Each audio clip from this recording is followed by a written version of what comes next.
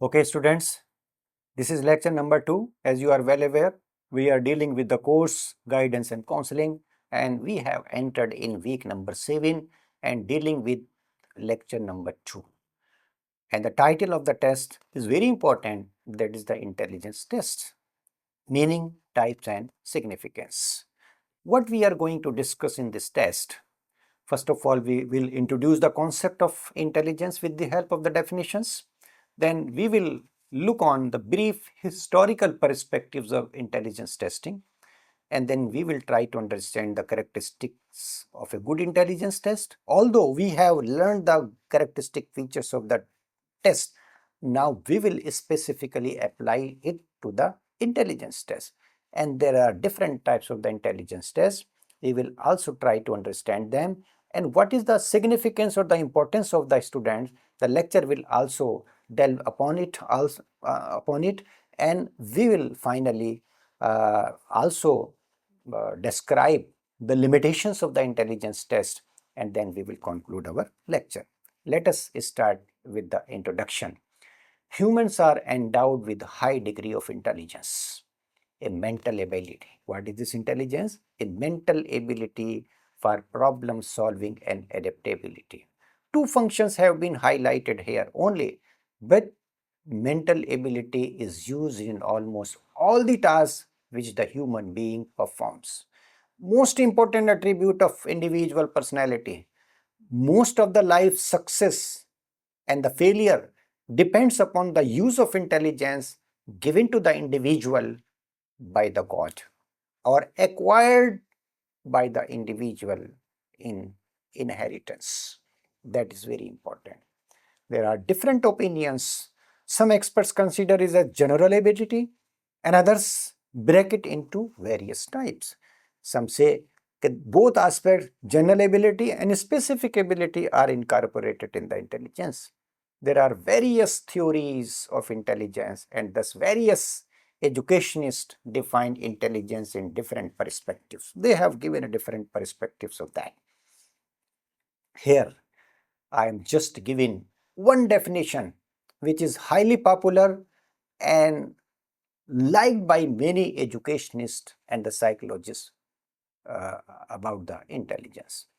David Wechsler, a very popular definition, provided a relatively comprehensive definition of intelligence as aggregate global capacity of individual to act purposefully, number 1, to think rationally, number 2, and to deal effectively with this environment, number 3. This is basically the definition which is giving you the clear objective of the intelligence. Okay, if intelligent people or intelligence gives us certain purpose, and we are able to adapt or adjust to the changing environment without facing any difficulty, such people are basically considered as intelligent people. Brief history of intelligence test. In few minutes, we will try to understand the brief history here.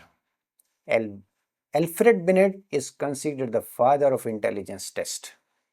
He was a French psychologist who, with Theodore Simen, developed the first practical intelligence test known as Binet-Simen scale in 1905. It is basically the contribution of the two people, Alfred Binet and Simen, and they devised or developed a test that is called the Binet-Simen scale in 1905 to help identify children who needed additional academic assistance.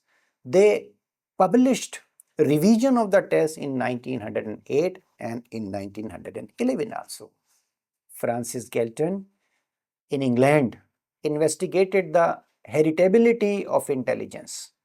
He devised an array of simple tests covering an assessment of mental processes involving memory, senses, motor behavior.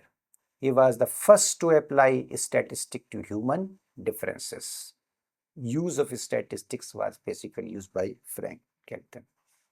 German psychologist William Stern in 1912 coined the term intelligence quotient, generally called as IQ. We are using it in day-to-day life, what is the IQ level of the individual? IQ means intelligent quotient.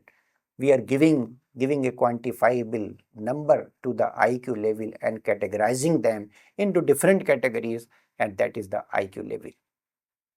Edward L. Thorndike from USA described three aspects of intelligence: social, mechanical, abstract, in 1920, and the law of effect. In 1916, Lewis Terman and his colleagues at Stanford University created the Stanford Binet Intelligence Scale by expanding and revising the Binet-Simon scale. So, the scale which was constructed in 1905, revised in 1908 and 11, was further revised in Stanford University in 1916 by making its expansion. This test had been adopted in Hindi language as Buddhi Parikshan, Buddhi Pariksha Anushilan by UP State. David Wechsler published the first test for assessing intelligence in adults in 1939, a very popular test known as Wechsler Adult Intelligence Scale. The test involves verbal and performance non-verbal subtest. He also developed the concept of deviation IQ based on normal distribution. Wechsler also developed tests for children and toddlers. These tests have been updated and improved upon as has been adopted for children with special needs, as Wechsler intelligence scale has been adapted for children with special needs. Later, new tests were constructed and adopted in different languages. Intelligence tests should also possess certain characteristic features. When we are going to select any intelligence test for evaluating the intelligence of the student for guidance and counseling purpose, or for the purposes of the research, or for the modification of the teaching strategies, then we need to ensure following characteristic features, whether the test is valid or not. Validity, as we have discussed in detail about the validity, there are various criteria which can be applied by using the validity. Face validity is another one of them. Criterion validity is another. Parallel form validity is another. And so, and criterion validity is another. Reliability is also very important. Retest reliability, split half reliability, consistency of the scores, that is called the reliability. Standardization. Test is administered and scored in a consistent way for all test takers. There are norms which are pre-decided, and these pre-decided norms are used for administration of the test, for scoring purposes, for classifying the student into different categories based on their scores, and it also assists the test taker to interpret based on these related characteristic features. Objectivity. The test is free from personal biases in scoring and interpretation, that is related to the objectivity. Norms is another important aspects. And cultural fairness. We have discussed these points in detail, that is why I am not emphasizing on that. Cultural fairness need to understand in the context of the intelligence test. Ideally, a test should not be biased against individuals from certain cultural background and should be designed to be fair to diverse population. There are diversity prevalent in the society, and students and the clients are coming from cultural background. When we are preparing the test, then it should not be cultural specific, rather it should be cultural free. Should not cultural, they are also called the cultural free test. Okay, no impact of values, beliefs and customs of the culture is involved in that. It is away from that kinds of the biases, and every person belonging to any culture, belonging to any gender, belonging to any, believing in any aspect, he can or conduct the test and results will not be influenced on that. Types of intelligence on the basis of the administration. Again, we can categorize individual tests and the group tests. Tests administered of the individual are called the individual test, and which can be conducted on the group of individual, they are called as group test. On the basis of items, verbal test or non-verbal test. Which subjects make use of language, verbal or written, or their responses. These tests include related to vocabulary, memory, comprehension, and reading. Language is used in the verbal test. Non-verbal test and performance test assesses the intelligence through performance on material objects, figures, designs. And it is the characteristic features of the performance test of the non-verbal test, and it can be conducted on the children and the illiterate population. Combining these two bases, there are four types of the intelligence test: individual verbal test, individual non-verbal test, group verbal test, and group non-verbal test. In few minutes, we will try to understand individual verbal test. Stanford Binet Intelligence Scale, which was developed in 1905 and 11, it is a cognitive ability and intelligence test that is used to diagnose developmental or intellectual deficiencies in young children. This yield scores in terms of IQ, allowing comparisons. There is a formula written here. IQ means intelligence quotient is equal to mental age as well as chronological age. Mental age means the person is able to perform the task of certain mental age level students. Chronological means his actual age. Take for example, the child is having an age of 12 years, but his mental age is less than 12 years. Definitely the result will give a different picture for that. We can identify IQ of any student by using this formula. Reynolds Intellectual Assessment Scale is another example of individual verbal test.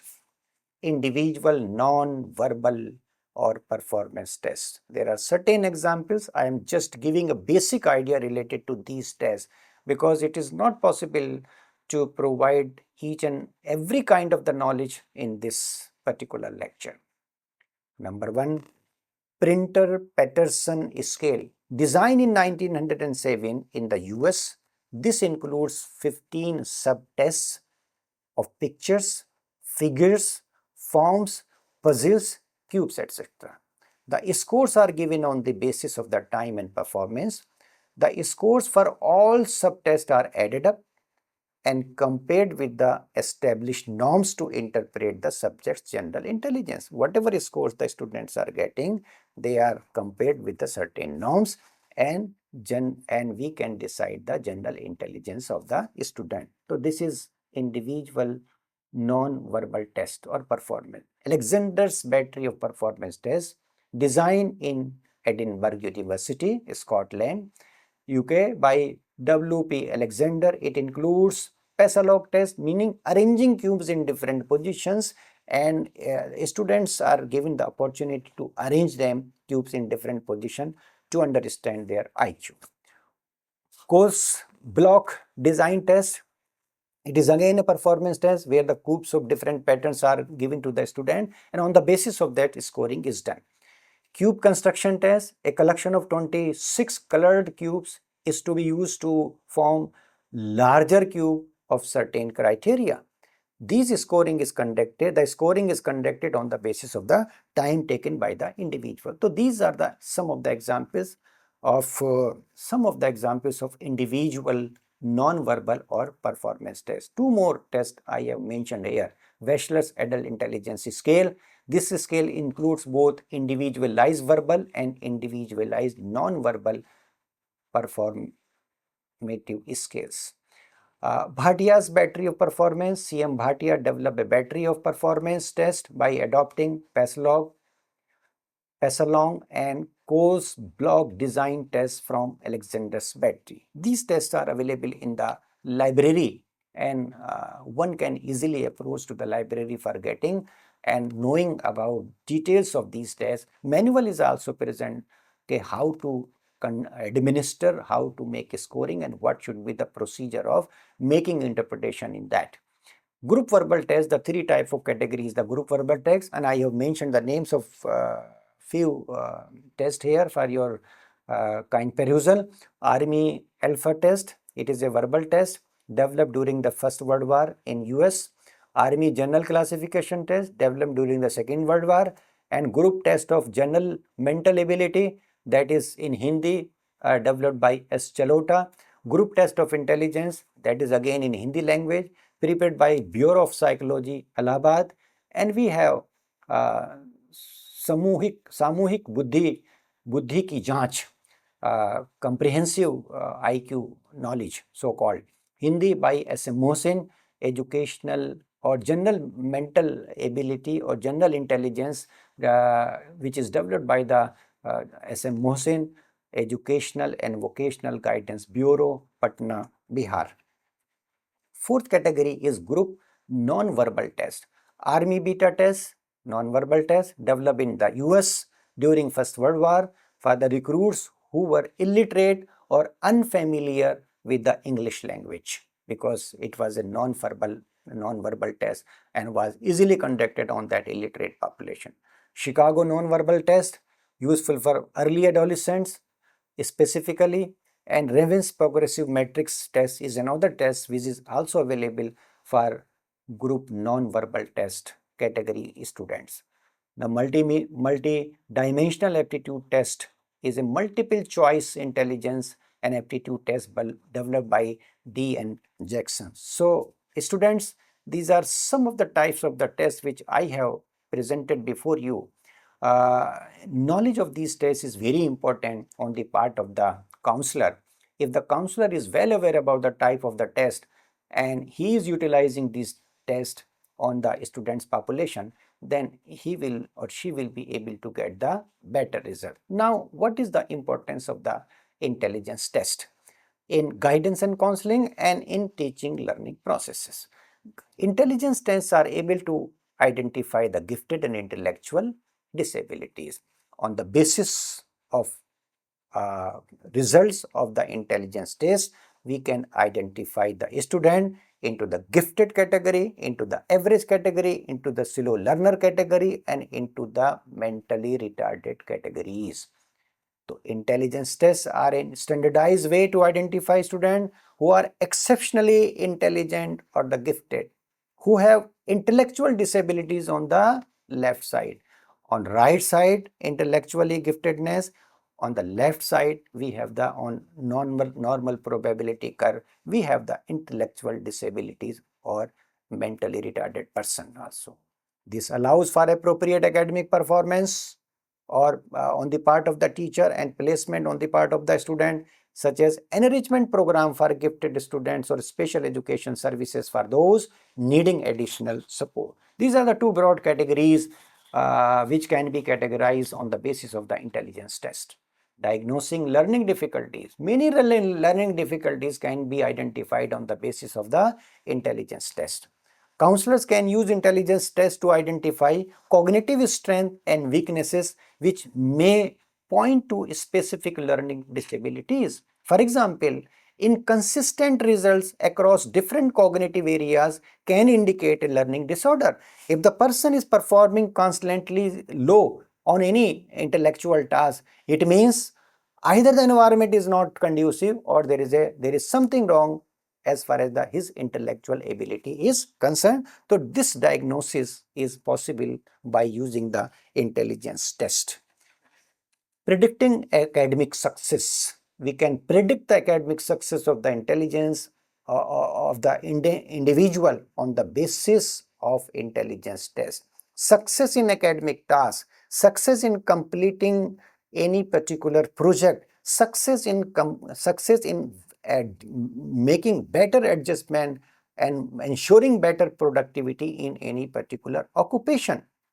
that can also be predicted. So predicting academic success is basically one of the importance of the intelligence test. A student's performance on certain intelligence test can be a strong predictor of their potential for academic achievement in different subjects. This helps counselor to set realistic educational goals and recommend appropriate courses. Number of researches have been conducted on intelligence in its association with the academic achievement, and almost most of the researches have proved that intelligence is directly related to the academic success of the students. So, highly intelligent people can be diverted to certain areas, and low intelligent people can be diverted to skill and vocational areas. Matching abilities to careers, as I was telling you. Okay, this intelligence test gives the result about the ability of the student, and the counselors are in a position to decide their abilities as well as correlate this ability with their careers. So person, for example, a person with high scores in abstract reasoning might be well suited for a career in engineering, because abstract reasoning is involved in thinking process, involved in mathematical calculations, involved in making plans. There can be other areas also. So matching is also possible by getting the scores on the intelligence test. Now, assessing potential for specific tasks. In combination with aptitude test, which focus on more specific skills, intelligence test can help counselors evaluate an individual's potential to succeed after training in a particular field. Take for example, we are conducting an intelligence test and the person is showing high intelligence. Now we are combining the test scores with the aptitude of the candidate, and we are diverting the individual to a potential area or giving a prediction that this candidate will be more suitable for going or selecting this particular occupation or the profession. Take for example, he should go to the engineering profession or medical profession or whatever profession based on the aptitude. If the candidate is found having the teaching aptitude, then he or she may be diverted for higher education to place to acquire a place as assistant professor or associate professor at higher education level. Informing vocational decisions by identifying strength in areas like verbal comprehension, logical reasoning, and spatial awareness. Counselors can provide valuable insights to help clients make informed decisions about their career path. So, intelligent people can be directed to certain areas, or in other words, we can say on the basis of the intelligence of the students, we can divert the student in different vocational areas. Treatment planning. Knowing a client's cognitive strength and weaknesses helps clinicians develop more effective and tailored treatment plans. For example, therapy for client with low working memory might need to be adjusted accordingly. Treatment plan. This is particularly related to the low intelligence people. They are suffering from memory loss. They are not able to recall. They are not able to remember for longer periods of time. So because these are the intellectual deficiencies, because these are the memory and recalling and reasoning and rationality and arithmetic abilities, these are basically the component of the intelligence test. If the person is not performing well on these tasks, then definitely we need to plan for that. Okay, what treatment can be given to that? Means, okay, what type of courses can be guided to opt for the student, and what kind of occupations or the profession they must choose, or what strategies we have to adopt if they are having a less memory span. What strategies we can use, what strategies the teacher can use in the classroom. So these are basically the various types of treatment, various types of suggestions, various types of interventions which can be made in the teaching and in counseling process. Assessing neuropsychological conditions. Counselors can use these tests to determine the cognitive consequences of brain injuries or neurological disorders and monitor recovery over time. This is highly sophisticated task which can be used by under the expert of the field, that is the medical professions. Certain other importance are there. Intelligence tests are used in classifying the student into different groups based on their mental abilities, as just I told you. Above average students, and below average students. Generally in the classroom, there are 16% students who are above average IQ level, there are 16 students who are below average IQ level, and there are 68% students who are having the average IQ level. So broad categorization can be made, and accordingly students may be divided to different courses and the job opportunities. Teachers can plan and devise teaching learning strategies based on the intellectual level of the student. There are strategies which suits to the slow learners in the classroom, and there are many strategies we will also discuss in next stages. Okay, what are the strategies to deal with the problems and the issues and the academic and other aspects of the gifted student and the slow learners.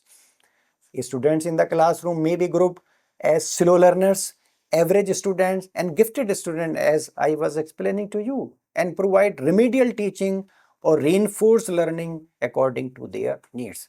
If gifted students are there, then we are dealing these gifted students on their merit. The results of intelligence tests are used by teachers and counselors for providing guidance on selection of courses and vocations, strategies to solve various problems of life course. All are based on the IQ test. Used for screening the candidate before a job.